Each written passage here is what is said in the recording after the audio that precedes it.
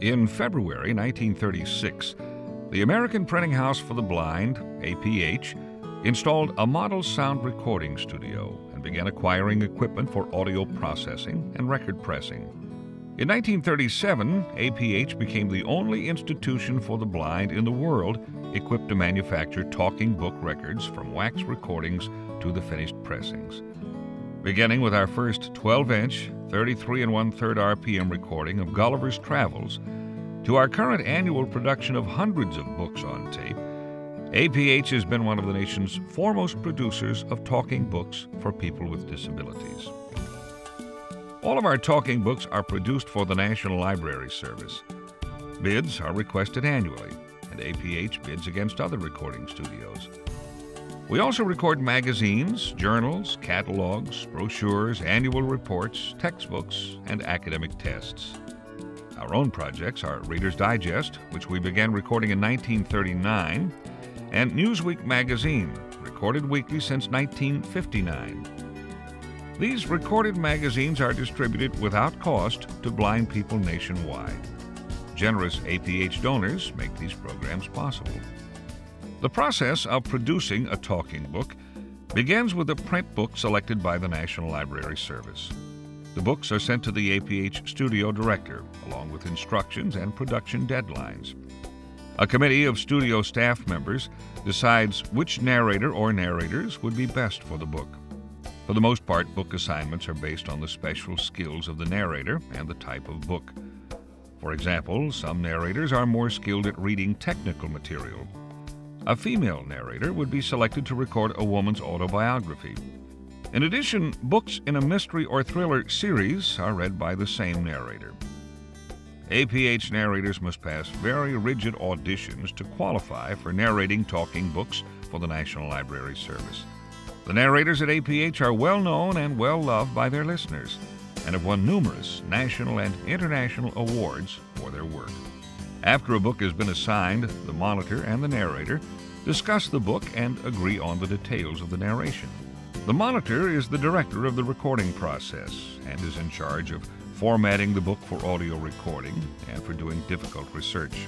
The narrator prepares for the recording by reading the book, thinking about characterization for fiction, and researching pronunciation.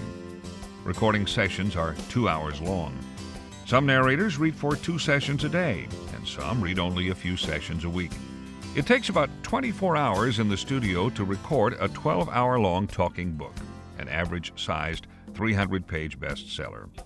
In the studio, the narrator reads, and the monitor follows along with another copy of the text, running the tape, watching recording levels, and stopping the narrator misreads.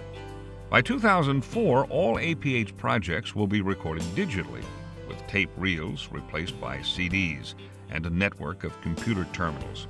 These terminals will link the monitor and narrator in the studio with the proofreaders and with research materials. This will also make the recording process much more efficient. Most mistakes are corrected as soon as they are made during the recording session. However, after they have been recorded, all talking books are reviewed and compared to the text by a proofreader. The proofreader marks mistakes and sends the recording back to the studio for correction. The final version is sent to the National Library Service for approval. APH's approval rate is always high, consistently exceeding the rate that is set out in our contract with NLS. A 4-track master tape is made from the original recording. A copy of the master tape is made into a bin loop tape. As the master tape runs in a continuous loop in the bin, copies are reproduced on tape hubs. Each hub holds 40 copies of the master tape. The hubs are mounted on the cassette loaders, and workers thread the tape into the machine. Empty cassettes drop into place and are automatically loaded with one of the copies from the hub. Quality control checks are made at various times during the process. A machine applies the labels to the cassettes. Labels are written in both print and braille.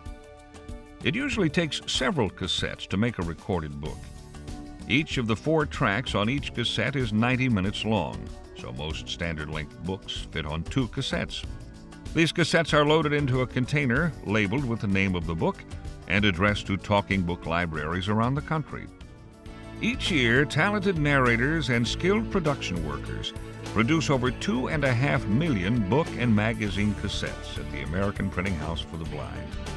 These audiobooks and periodicals provided by the National Library Service, private contracts, and gifts to APH offer people who are unable to read print an extensive library, ranging from the classics to current news and the latest novels.